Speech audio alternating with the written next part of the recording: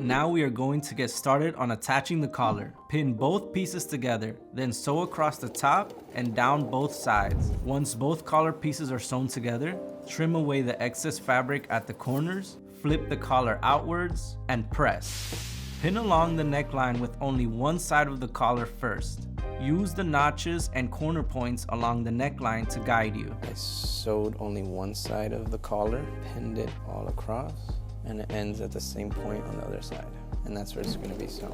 After you have sewn the first side, mark your seam allowance on the other side of the collar and press down the seam allowance. This will make it easier to attach the other side. Finally, pin the loose side of the collar to the inside of the neckline and top stitch along the edge.